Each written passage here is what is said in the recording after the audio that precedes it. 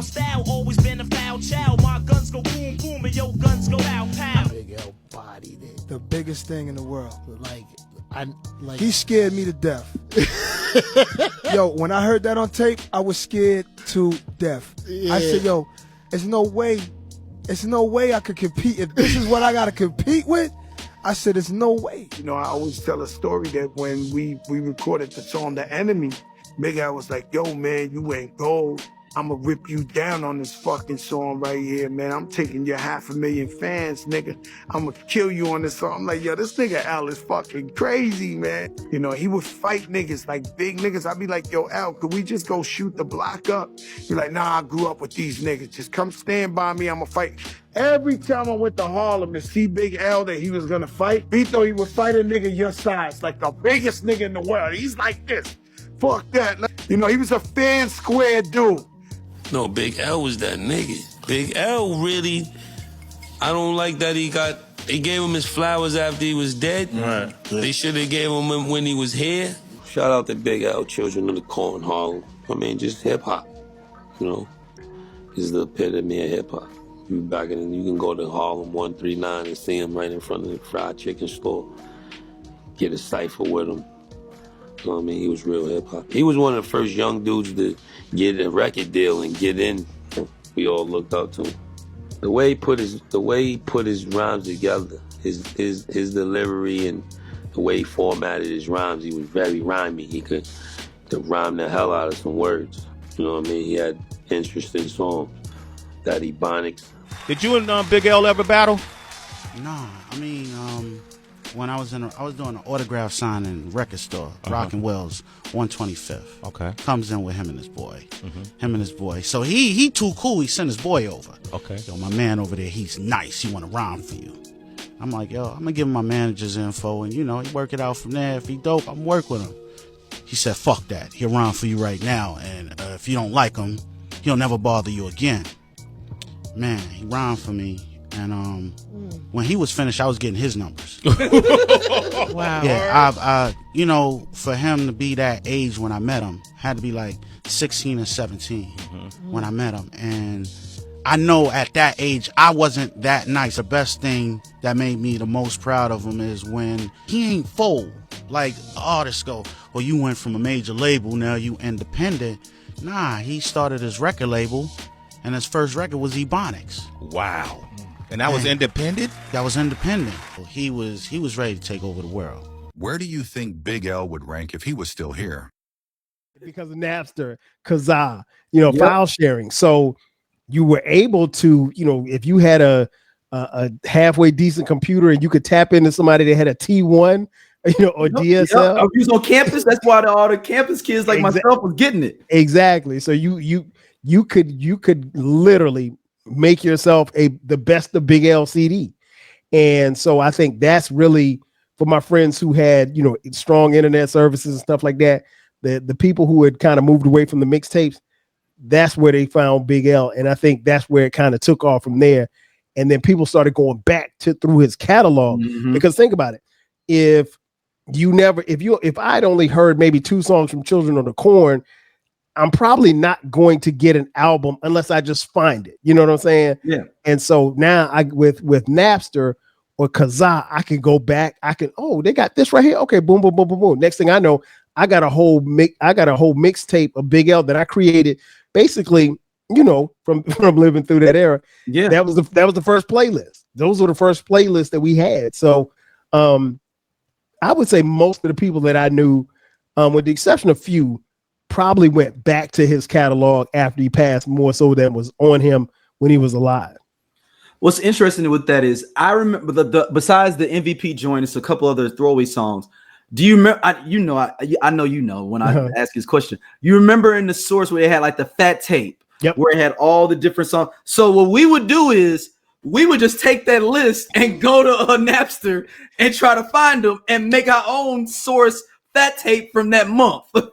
That's smart, because if you think about it, it's cost effective for you. You know what I'm saying? That you at this point, tapes are, $10, $11. Or CDs. And I'm in Iowa for schools. No way I'm gonna get one. Yeah, you're not paying $11 for everybody's CD. If it's 20 different people that you want to hear. So no, you're gonna get that. And like I said, the internet made it so much easier for you to tap into that music and get your hands on it. Why not? and then is what it's the song that on the one of the first ones that when we start doing and we got a good internet was Ebonics. Yep, Ebonics. And I was just like, whoa. Yeah, listen. This is something different. Ebonics and Flamboyant. Those were the two I think they're really, at least for me and my friends who weren't tapped in. Those were the two songs that really just took off of Big L. And putting it down too, though. Putting it down was the radio joint with Stan Spit on there. I guess that wasn't the original verse. It was originally on something else, I guess. And then Pete Rock, touched it up or whatnot. And it was just like it just went off. And then on that, I believe on that Big L, isn't that the one, or is that later on Deadly Combination with Pac? Deadly Combination was on. I want to say that was on The Big Picture. Let me see here. Yeah, that was on The Big Picture. Okay. Yep. So yeah, that's all on that album, and this album comes out, everybody, August 1st. So it was a year after he passed. Yeah, and it just went like wildfire. So then all these what if scenarios start popping up of like, man, would Cam be as big? Big L would be taking over. He was spitting, no doubt. But let's not even discuss that. But where do you think he would have been in this pantheon of hip hop if the Big Picture? I even think the Big Picture might have been a better album if he would have been alive to kind of cultivate and maybe some more features and different kind of things with it. What do you think he kind of would have been sitting in hip hop in the early 2000s? I think he would have been in a great position because one, Big L was a person who had paid his dues, from starting with Children of the Corn. And they started so young, like you said, they're coming up straight out of high school, and he got a chance to build up and build his momentum and build up with a fan base.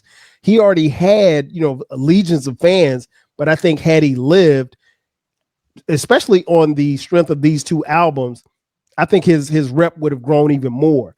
The thing that always impressed me and blew me away, like the first time that I heard it, because I didn't hear it live, was the freestyle, the Stretch and Bobbito freestyle with Jay-Z. And for those of you who weren't around, let me just give you a synopsis of it. So Stretch and Bobbito were these two famous DJs. Well, they were very famous in the tri-state area, but they were working at a college radio station, and people would come up to their show and rap for them. Rappers would come up, and it was a big thing to come up there and freestyle, and you had to freestyle. It wasn't no, let me write my rhymes or anything like that. Like you had to come off the top, freestyle. And so Big L comes up and he has his friend, and I'm using quotes, Jay-Z with him. And so this is when it's called the 95, you're on YouTube, check it out. It's called the 95 Freestyle, Big L and it's on the Jay-Z. new Big L album too. Yeah, it's on the new album. And so Big L destroys it. And he destroys Jay-Z to the point of, even though Jay-Z's his man and he's with him, Big L rhymes twice, Jay-Z only rhymes once. And the reason why is because after Big L's second rhyme, it wasn't no need for us to hear Jay-Z anymore. And we was here for Big L. Yeah, I mean, so everybody was listening for Big L. And Jay-Z at the time was a virtual unknown. I don't even know if maybe Hawaiian Sophie was out at the time. Yeah, Hawaiian Sophie that was out. And I'm sure people in the comments will tell me. What year is this? 94? It said 95 freestyle. So Reasonable Doubt. He would have had In My Lifetime out. He would have had In My Lifetime out. And what's the other song? I Can't Get With That would have been out too. Yeah, that's about it. So yeah, Big L, like I said, it's called 95 freestyle. And they're up there. I mean, they're on the mic for about 5 or 6, just straight off the top. Going. And I mean, like, Big L is crushing it. So I think, at least for me and my peers, for a lot of people who really weren't up on Big L, when they got that music off, Napster or Kazaa, he was out of here, man. It was crazy because that was lyricism, like I said, off the top of the head. and on a national stage. Well, it was New York, but that verse became famous. And don't get me wrong, Jay-Z held his own. He did well, but I mean, Big L was wrapping circles around him. But to answer your question, I think if he had lived, I think he would have been one of those dope. I don't know necessarily if he would have been, he could have had as much stardom as somebody like Beanie Siegel, who was a star. Wasn't as big as Jay-Z, but would have been a star.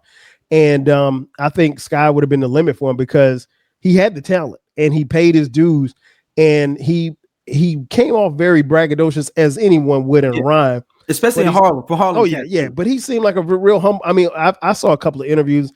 Real humble cat, man. Real humble cat, and like I said, he was dope. He was dope. There was no denying that at all. Yeah, and it's so crazy that this whole thing is so. He was going to. He was getting ready, literally getting ready to sign a Roc-a-fella. He had talked to Dame on the 8th of February. He was trying to. He wanted Dame to sign his whole group of homeboys. So it was him, McGruff. If anybody, who McGruff is the brother rapping on the last verse on Monifa's "I Miss You." The joint on the New York Undercover soundtrack, with a Heavy D on it as well. It was going to be him, McGruff, Stan Spit. That was the group. Stan Spit. I know I'm just giving some people references who be. Stan Spit is the young dude in Belly that gets shot in the restaurant when DMX amps up the kids to shoot each other. Stan Spit is the light-skinned brother, right? With the crew, the young dudes that all of a sudden that DMX wanted to get work with. I say that pejoratively, work with, because it's criminal or whatnot. But yeah, it's it would have been interesting if you look at his career. He would he in this what if scenario, would they have even had signed Cameron and Dipset if they already would have had Big L and his crew? I think that's a possibility. Because even Beanie Siegel's crew and the Philly Cats, because that'd been 3 crews. Exactly. Now that's where it becomes interesting, because I get the impression that while I think it was a collaborative effort for Jay-Z and Damon Dash at the time to sign Beanie Siegel and then subsequently Freeway and the rest of the Philly crew that they had, but Harlem Cats stick together. Yep. And for Dame to openly court Cameron, and keep in mind now at this point in time, Roc-a-fella is still rising as an entity, so they're not bosses per se. I mean, like you said, by this time Jay-Z's on his 3rd album, I think, and so they're really just establishing themselves as a label. And Jay-Z's 3rd album is the album The Hard Knock Life Volume 2. Is the album that blows, that sends Jay-Z into another stratosphere. But they're still working on the business aspect of it, because as I mentioned on a previous episode, Jay-Z's his goal was just to release one album. So it was never to be a multi-platinum artist like he became. So I think I think, at least for me, I think I would have seen Dame sign Big L before Cameron. I would have, because I think Big L was a much better rapper. Not that Cameron was bad, because Cameron was rhyming his ass off back then, and he wasn't on some of the stuff that he got on later on in life as far as rapping was concerned. But I thought Big L was doper and better. But I could see a scenario where Roc-a-fella would have signed both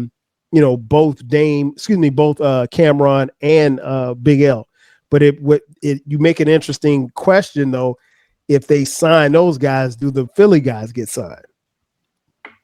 Yeah, I mean, Beanie is already signed at this time. So, right. But do we get state property? Is probably not. I doubt it. Yeah, no, I don't see us getting state property. I don't see. Yeah, I don't see it, because I could see Dame just being like, man, we already got 2-3 different it's all, don't even worry about it,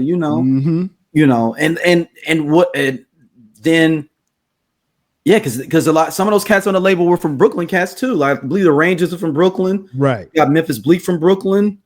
Jay obviously from Brooklyn.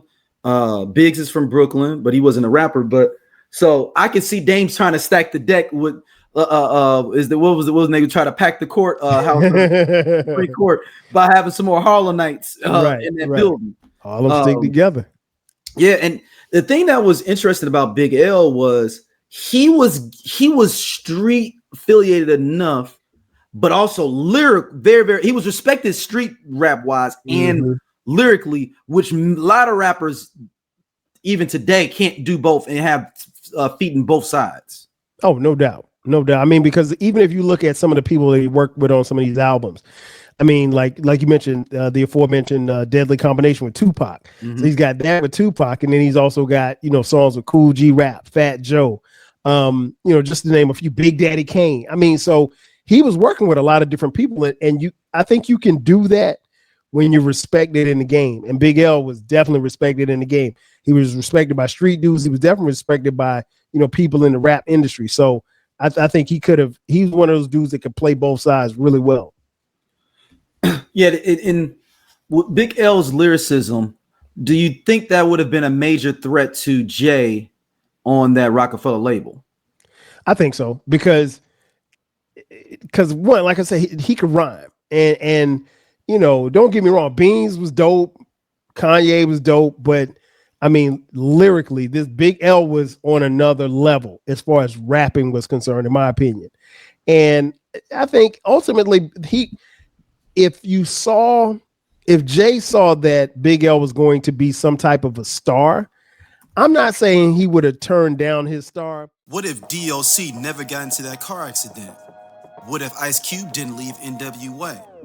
What if the Game never leaves G-Unit? What if Teddy Riley never moves to Virginia?